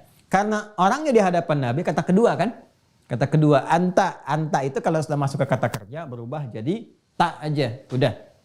Ya tak. Ya kalau jadi objek untuk berdiskusi, ya kan, kata kerja kedua. Ya tinggal an-nya buang, tinggal taknya. Jadi di sini qama, ya qama ke sini tambah anta, ya an-nya buang, tinggal taknya. Cepatnya begitu. Kalau mau disambungkan, ini alif buang nih. Ini asalnya waw sebetulnya. Ya. Jadi tinggal ini kalau mau nyambung ke sini ini buang yang keduanya. Jadi kaf, mim. Nah, ini kan sudah dibuang, an-nya tinggal taknya begini. Taknya tetap begini. Ya. Sudah? Jelas ya? Nah, ini kan tadinya berharokat semua kan? Qama kan? Karena ini sudah dibuang, harus ada penyesuaian untuk menunjukkan bahwa ini nyambung. Kalau 3 huruf ini bersambung dengan kata ganti, maka huruf keduanya harus mati untuk menunjukkan ada ketersambungan. Maka ini seperti ini. Ya. Ini mati di sini. Tinggal qafnya harokatnya apa? Nggak boleh sama dengan yang awal. Kalau yang sini kan qa, ya. Qama. Ya, maka di sini kita kemudian gantikan untuk menunjukkan bahwa ini telah bersambung dengan ta, kata ganti kedua, pakai dhammah u. Jelas ya? Ya, kalau i terlalu berat, idza qimta nggak enak juga diucapkannya. Orang Arab pun nggak enak feelingnya, ya. Makanya menggunakan dhammah. Idza qumta. Kenapa menggunakan dhammah? Alasan keduanya untuk menunjukkan ini ada wawu yang dibuang. Ya, ini asalnya wawu nih, bukan alif. Untuk penyesuaian saja jadi alif. Ya, ini asalnya wawu. Panjang belajarnya, 6 tahun. Di ilmu sorof ini, ilmu sorof. Jadi ikutin aja dulu ya. Ini asalnya wawu, untuk menunjukkan wawu, apa kesesuaiannya pakai dhammah. Jadi idza qumta, qumta. Nah, jadi kalau sudah kembali ke bentuk ini, artinya siap ditunaikan. Kalau menggunakan bentuk ini, isyarat supaya menunaikan dengan sempurna, tegakkan aturan. Begitu aturan akan ditegakkan, akan dimulai ini, pindah ke bentuk ini, ke dasar. Awas nih, karena di Quran pun akan ditemukan. Ya, contoh nih ya, tadi kan isyarat nih, alladzina yu'minuna bil ghaib wa yuqimunas shalah. Ya, dan akan ditunaikan dengan sempurna, tegakkan aturan. Mau ditunaikan, dimulai dari wudu, ayat wudu dibuka kembali ke sini. Ya. Quran surah kelima ayat ke-6 itu, Al-Maidah ayat 6, ya ayyuhalladzina amanu idza qumtum ilas shalah. Pindahnya ke sini. Cuman taknya berubah jadi tum karena menunjuk makna banyak, kalian. Kan yang sholat banyak untuk kita semua, bukan untuk 1-2 orang saja ayatnya. Ya kan?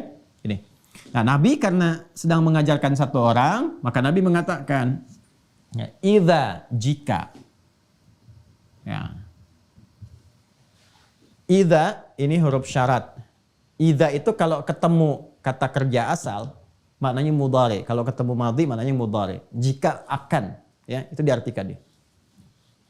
Idza qumta, kata Nabi. Nah, jika, kalau ini rumus cepat saja ya, kalau ada bersambung dengan kata ganti, yang diterjemahkan yang ininya dulu, yang orangnya dulu, kata gantinya. Idza qumta, jika kamu, engkau, ya. Kalau kembali ke sana, Khalad bin Rafi Az-Zuraiki, Nabi sampaikan, ya Khalad, jika engkau, ya kan? Qumta, ingin menunaikan sholat dengan sempurna, sesuai dengan aturannya. Nah, idza qumta ilas shalah, jika kamu ingin menegakkan, mulai ini ya, ingin mulai melakukan salat dengan sempurna sesuai dengan aturannya, maka lakukan sebagai berikut. Jelas ya? Nah, ini. Jadi ini yang saya tunjukkan kalau menemukan kata ini di Al-Qur'an, tadi hadis atau yang ini, itu perbedaannya demikian. Maaf ya, sabar ya kalau agak detail dijelaskan supaya betul-betul paham mengakar. Bismillah. Teruskan. Idza qumta ilas shalah. Nah, kita ini masuk definisi. Nah, tadi ini dahsyat tuh gini dalam Islam. Dari mana ditemukan istilah ibadah dibuka dengan takbir, diakhiri dengan salam, kan? Nah, dari mana tuh? Bukan sembarangan. Ini referensinya dari sini. Ya. Idza qumta ilas shalah, apabila kamu, ya kan, akan menunaikan salat dengan sempurna, ya, menegakkan aturan itu, fakabbir, maka dibuka dengan takbir. Ya, dijelaskan oleh Nabi. Begini caranya. Nah, ini kan gambaran umum saja. Ya, nanti detailnya ada lagi di riwayat yang lainnya. Ini gambaran umumnya dulu. Makanya tadi saya sampaikan kan, yang menyimak kisah itu ada berapa orang. Kan? Dari sekian orang kan ceritanya bisa macam-macam. Nabi nyampaikan begini, ada yang detail menyampaikan tuh si fulan orangnya begini, diajarin begini. Bisa jadi begitu. Ya. Nanti kita akan lihat riwayat yang lainnya. Fakabbir, maka dibuka dengan takbir. Ya, tsumma qra ma tayassara ma'ak minal Qur'an. Kemudian setelah itu baca Yang paling ringan, yang paling mudah yang kamu hafal dari Al-Quran. Ma tayassara ma'aka, yang paling ringan. Ya, jadi prinsip sholat itu yang memudahkan kita. Ya, ringan itu bisa relatif. Bagi orang hafal Quran ringan ya Al-Baqarah ringan, Ali Imran ringan, ya kan? Ya, bagi yang mengawali awal-awal ini prinsipnya memberikan kemudahan. Ya, jangan sampai kalau ada orang misalnya mu'alaf masuk Islam langsung sholat. Oh, kalau kamu mau dapat faedah yang banyak istimewa, apalin Al-Baqarah. Enggak. Kan bismillah dulu, Al-Fatihah cukupkan dulu, ayat-ayat pendek dulu. Anak-anak juga begitu fikihnya. Ya, jika anak-anak juga yang paling ringan dulu supaya dia senang dengan sholat itu nyaman, merasakan kenikmatan. Yang paling penting melatih konektivitas dulu. Yang penting nyambung dulu. Terus setelah sudah merasakan kenikmatan, nambah sendiri kok. Bapak Ibu juga begitu kan? Ya, kalau sudah tersambung, sudah merasa enak, pengen berlama-lama dalam sholat. Sujudnya pengen lama, berdirinya pengen lama. Silakan cek. Kalau nggak percaya silakan. Semakin iman meningkat, semakin kuat sinyalnya, semakin pengen lama terhubung. Ya, Anda aja kalau ngaji begini, ya kan nggak terasa udah 2 jam, 3 jam. Ya, bahkan kalau saya baru 1 jam mau saya akhiri aja, kok sebentar ya, udah 1 jam saya bicara. Kan, ini udah hampir 2 jam nih. Jadi kita tuh kalau sudah nyaman, apapun yang dikerjakan, itu enak aja. Ya, ini ya. Kemudian baca yang paling ringan. Faqra'u ma tayassara ma'aka minal Qur'an. Nanti dikonfirmasi di Al-Muzammil itu ayat 20. Faqra'u ma tayassara minal Qur'an. Kemudian, karena yang diajarin itu Khalad. Ingat, yang diajarin Khalad bin Rafi Az-Zuraiqi. Yang baru pertama tuh. Ya, boleh jadi ini orang-orang baru masuk Islam kan, baru belajar di awal-awal. Ini bukan selevelnya yang Abu Bakar, yang Umar bin Khattab, Ubay bin Ka'ab, Mu'adz bin Jabal, tidak. Kalau yang itu Mu'adz aja udah beda sendiri. Ya, Mu'adz, Ubay itu Isya'nya sudah Al-Baqarah sendiri. Ya, masih ingat gak kisah viral tentang itu? Nanti di akhir, jangan sekarang ya, supaya nggak lompat-lompat dulu. Kemudian tsummarka, ya setelah kamu berdiri baca surat yang paling mudah untukmu ruku'. Ini umum dulu ya. Hatta tatma'inna raki'ah, ya sampai kamu merasa nyaman dalam ruku'. Tuma'ninah. Perhatikan ya, masih ingat gak? Yang saya sampaikan di awal tentang manfaat sholat kemarin masih ingat? Ya, bukankah di antara manfaat sholat itu menghadirkan ketenangan dalam jiwa? Ya kan? Ketenangan, ala bidzikrillahi tatmainnul qulub. Ya, dan salat disebut zikir, wa aqimis salata lidzikri. Dan manfaat salat menghadirkan ketenangan. Nah, ini sudah manfaat pertama diberikan, disyaratkan oleh Nabi. Ya, tsumma raka, kemudian kamu ruku hatta tatma'inna raki'an, sampai kamu merasa tumakninah dalam ruku. Tumakninah itu bahasa Indonesianya tenang. Ya, itma'anna yatma'innu, itmi'nanan sifatnya tumakninah. Hatta tatma'inna, sampai kamu merasa tenang dalam ruku. Yang tenang itu apanya? Ya, yang tenang itu kan jiwanya. Kalau jiwanya sudah tenang, bawaan ke sikap ke apa-apanya itu nyaman. Ya, kelihatan nyaman, enak. Tapi kan kalau tenang itu kan bukan di tangan. Tangan tuh diam. Ya kan? Kalau tenang itu kan di hati. Ya. Kalau suara diam, jangan ribut, diam, jangan bergerak, itu diam. Kalau sudah tenang itu keadaan hati, tenang. Dari hati dipancarkan ke sikap, jadi diam. Ya, hatta tatma'inna raki'an, sampai kamu merasa tenang. Artinya apa? Jadi kalau orang sholatnya benar dari berdiri saja, itu kedampak ke hati sudah enak, sudah nyaman. Cirinya apa? Ketika dia ruku, tumakninah dalam ruku. Tumakninah itu apa? Salah satu maknanya ada ketenangan pada jiwanya. Begitu tenang, rukunya nyaman, beredar darah dengan sempurna, lurus, saraf-saraf yang kejepit, yang bagian punggung yang macam-macam tuh kalau benar rukunya. Nanti kalau udah masuk ruku kita tunjukkan. Ya sampai detil. Sampai air kalau dituangkan dalam satu bejana gelas disimpan di atas punggung orang ruku nggak akan tumpah. Ntar kita praktekkan. Siap-siap admin, kameramen. Ntar saya suruh ruku, saya simpan gelas di atasnya tuh. Ya, goyang nggak gitu. Kita cek sampai akhir kajian. Mau dicek rukunya Nabi. Ruku Nabi itu kan rukunya sama dengan berdirinya. Jadi kebayang kalau berdirinya baca 5 juz itu, ya ukuran 5 juz ruku. Ya, nah itulah kalau orang sudah nikmat tuh udah nggak bisa diukur dengan yang biasa. Jelas ya? Nah, jadi itu manfaat tuh terkorelasikan. Jadi saat bersamaan terasa. Ya, bahkan dahsyatnya kalau orang benar sholat itu kadang-kadang baru ngadap kiblat, baru takbir udah nangis. Udah bisa nangis. Ya, ada yang nangis, ada yang sudah merasakan kenikmatan, ada yang sudah bisa nggak diganggu sama sekali. Ya, Anda kalau saya tunjukkan kitab-kitab sirah ya, termasuk yang ditulis oleh ulama kita tapi pakai bahasa Arab itu masya Allah. Ada yang sedang sholat itu sebelum sholat ada yang kena duri. Ya, apa tuh bahasa Perancisnya mas? Kacugak ya. Kacugak tuh. Ya, kacugak tuh perapatan Ciamis. Ya, kacugak tuh kena apa ya? Beling ya, beling-beling kecil itu. Ya, kena kaki misalnya. Ya. Itu sahabat Ali bin Abi Thalib ya, ketika terkena itu duri di kakinya itu, mau dicabut susah, memerah wajahnya, pertanda kelihatan gitu sakit karena dalam itu. Sahabat yang satu bilang, "Tenang, saya tahu kapan waktunya dicabut, biarin aja," katanya. Begitu sedang sholat, dicabutlah duri itu. Ada sahabat yang ngambil itu. Diam, nggak ada ekspresi, nggak ada apa, diam aja. Kisahnya banyak lah, kisah-kisah tentang dahsyat seperti itu tuh. Ya, wah ini luar biasa lah, luar biasa ya. Dan ini hal-hal yang mungkin kalau kita bisa belajar, ya mudah-mudahan mendekati ya sifat-sifat kenikmatan sholat, kenikmatannya. Nah ini tatma'inna dalam ruku. Thummarfa, kemudian bangkit dari ruku hatta ta'tadila qa'iman. Ya, hatta ta'dila qa'iman, sampai dia tegak sempurna. Makanya disebut i'tidal. Ya, dari bahasa hadis Nabi. Jadi istilah-istilah ini bukan dimunculkan ulama sendiri, tidak. Ya, sampai tegak sempurna, lurus. Nanti ada detailnya lagi di At-Tirmidzi, nanti ada hadisnya detail. Ya, bagaimana cara tegaknya itu? Dari punggungnya dilihat, dari punggungnya, rusuknya seperti apa, ngadepnya kemana. Pokoknya sehat deh kalau benar-benar sholatnya bagus itu. Ya. Kemudian masjud, kemudian sujud setelah itu hatta tatma'inna sajidah, sampai kamu tumaninah dalam sujud. Sujud itu sudah tumaninah sendiri. Ya, Masya Allah ini ya, benar-benar deh kalau selesai sholatnya betul itu harusnya gak ada kegelisahan itu. Thummarfa, kemudian bangkit dari sujud hatta tatma'inna jalisan, sampai kamu duduknya itu tumaninah.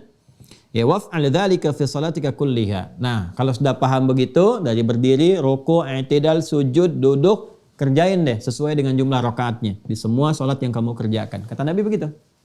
Nah, ini bahasa umum di Al-Bukhari. Ya, di Muslim senafas dengan ini. Jadi di hadis Muslim hadis 397 itu sama persis dengan ini. Ya, sama persis. Jadi saya tidak baca ulang karena semua sama. Hanya ada beberapa penekanan-penekanan, kayak misalnya di sini ta'dila, di sini ta'tadila. Jadi bisa dibaca ta'dila, bisa dibaca ta'tadila. Ya, contoh kalau kita baca cepatnya dari Al-Limni, ya kan? Idza qumta ila as-salati fakabbir, thumma qra' ma tayassara ma'aka min al-Qur'an, thumma rka' hatta tatma'inna raki'an, thumma irfa' hatta ta'tadila. Nah, benar kan yang saya katakan? Jadi kalau di sini ta'dila, di sini ta'tadila. Ya, ini biasa. Kan tadi saya katakan kalau ada yang hadir berapa orang menyampaikan, yang ini menyebutkan dengan kata ini kata B, atau ini ada penekanan tapi substansinya sama. Hatta ta'tadila qa'iman, thumma masjud hatta tatma'inna sajida, thumma irfa' hatta tatma'inna jalisa, thumma fa'al dzalika fi salatika kulliha. Sama. Nah, nanti ada riwayat yang lebih detail daripada ini. Detailnya itu masih seputar yang ini. Ya, ya kita ambil yang detailnya sekarang. Ya. Idza qumta ila shalah, yuk kita lihat urutannya. Ya, kita ambil pada yang detail ya, masih di Al-Bukhari, tapi kita ambil versi detailnya. Rawinya dari Abu Hurairah, masih sama. Dari Abi Sa'id juga, tapi sekarang kita masuk riwayat yang lebih detailnya tentang urutan-urutan cara. Langsung ke sini ya. Idza qumta ila shalah, kata Nabi, jika kamu ya Khalad bin Rafi Az-Zuraiki ingin menunaikan salat dengan sempurna sesuai dengan aturan, fa asbighil wudu. Sempurnakan wudu dulu. Satu. Asbighil wudu. Sempurnakan wudu.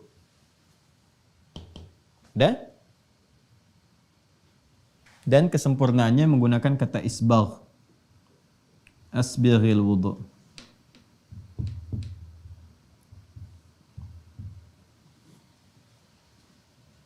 Thumma istaqbil al-qiblah, menghadap kiblat.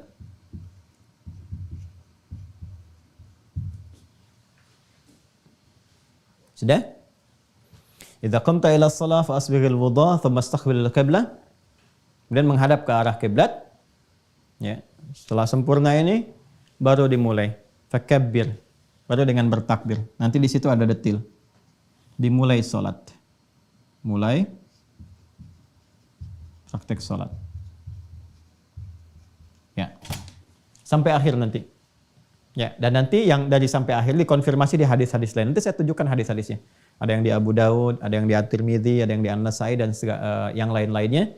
Ya, dari mulai mengangkat tangan bagaimana, niat kapan dilakukan, kemudian juga lisan mengucapkan apa, maknanya apa. Dan ini saat membahas ini semua itu akan didapatkan 3 pendekatan berdasarkan 3 muqaddimah di awal. Makanya muqaddimah itu ke bawah-bawah.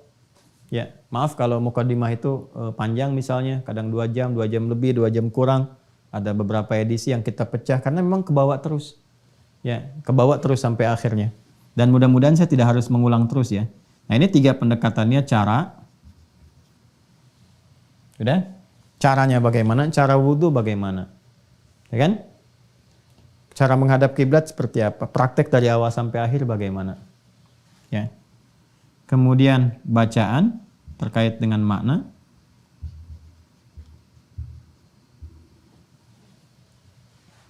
Apa yang dibaca? Saat wudhu ada bacaan nggak? Dimulai sampai akhirnya. Ya kan? Kenapa bacanya itu? Maknanya apa? Yang terakhir adalah hikmah. Esensinya. Hikmahnya apa? Ya, hadap kiblat itu hikmahnya apa? Tangan diangkat begini apa hikmahnya? Maknanya apa? Ada artinya nggak sembarangan. Ya, jadi bukan gerakan hampa, bukan bacaan tanpa makna, karena nggak ada dalam syariat Islam yang nggak ada maknanya, semua ada. Ya, dan ini ada referensinya, ya, baik dalam nanti Al-Quran, hadis ataupun nanti petunjuk-petunjuk yang disampaikan oleh para ulama, termasuk kitab-kitab yang sebagian saya tunjukkan kemarin. Nah ini, nanti urutannya seperti ini, dari hadis yang kita kaji, turunan hadisnya, kemudian kita mendapatkan urutan ini. Praktek sholat yang sempurna akan dimulai dengan wudhu. Nanti dikonfirmasi oleh Al-Quran juga. Kemudian setelah selesai wudhu, menghadap kiblat. Ya, setelah itu baru kemudian dimulai sholat sampai berakhir. Ya, ini pun nanti dibagi 3 lagi. Saat akan mulai sholat, pra sholat, sedang sholat dimulai, dan pasca sholat. Tuh. Ini. Ya, jadi ini kita bisa turunkan. Ini saya pernah bahas dengan durasi yang sama, kurang lebih 2 jam, 1 tahun. Ini selesai ini. Yang bagian ketiga itu. Ya, cuman pertemuan sebulan sekali. Ini kan pertemuan hampir tiap hari. Kayaknya bisa dipadatkan gitu kan. Insya Allah. Nah, jadi ini yang kita akan uraikan, kita akan bahas yang ini. Ya. Tidak sekarang, nanti pertemuan berikutnya ya. Karena ini panjang nih. Kita butuh turunkan lagi. Kan kita harus bahas sesuai skema awal. Ya, makanya mohon izin sabar ya ngaji dengan saya itu. Saya nggak akan mungkin tiba-tiba langsung ngajarin ini wudhu. Maaf, bukan mengajarkan, tapi men-share kembali apa yang saya terima. Ya. Jadi nggak mungkin tiba-tiba kita share kembali begini wudhu dan sebagainya ya, tanpa membahas apa itu wudhu. Asal katanya apa, turunannya mana, hadisnya apa, ayatnya apa. Kalau sudah mengerti dasarnya, ya, sudah mengerti, paham, baru kita bahas caranya seperti apa dan seterusnya. Nah ini yang dimaksudkan. Nah, jadi kurang lebih seperti itu bahasan kita, teman-teman sekalian, di pertemuan kali ini. Alhamdulillah, semoga berkah. Kalau ada hal-hal yang kurang tepat dalam disampaikan, mohon dimaafkan. Kalau ada yang tidak tepat informasi yang diuraikan, mohon diberi catatan supaya saya bisa luruskan, dikoreksi. Dan kita mudah-mudahan dibimbing oleh Allah untuk memperbaiki diri kita semuanya. Saya sudah sampaikan dasar-dasarnya, termasuk nanti juga hal-hal terkait dengan referensi kita, madhabnya juga saya nanti turunkan dan seterusnya. Dan semua itu untuk memberikan keluasan wawasan. Ya, kalau sudah luas kita dalam ngajinya, enak kita prakteknya dan juga enak berinteraksi dengan siapapun. Ya. Dan kalau ada teman-teman kita juga mempraktekkan nanti, misalnya ada pilihan-pilihan yang diambil, alhamdulillah kita pun mengerti apa yang dipilih. Ya, dengan itu maka terjalin harmoni, kebaikan, ukhuwah, dan juga puncaknya adalah perbaikan untuk pribadi kita masing-masing. Saya kira itu. Demikian, kita berjumpa kembali di kesempatan yang akan datang. Allahumma taqabbal minna innaka antas samiul alim wa tub alaina innaka antat tawwabur rahim. Allahumma ja'alna muqimis salah wa min dhurriyyatina ya arhamar rahimin wa alhiqna bis salihin wa alladhina amta alaihim minan nabiyyin was-siddiqin wasyuhada'i was-salihin. وحسن أولئك رفيقا اللهم بارك لنا يا الله في هذا اليوم وفي كل الأيام الباقية يا رب العالمين كما تحب وترضى وصلى الله على سيدنا محمد وعلى آله وصحبه أجمعين وآخر دعوانا سبحانك اللهم وبحمدك نشهد أن لا إله إلا أنت نستغفرك ونتوب إليك والحمد لله رب العالمين السلام عليكم ورحمة الله وبركاته.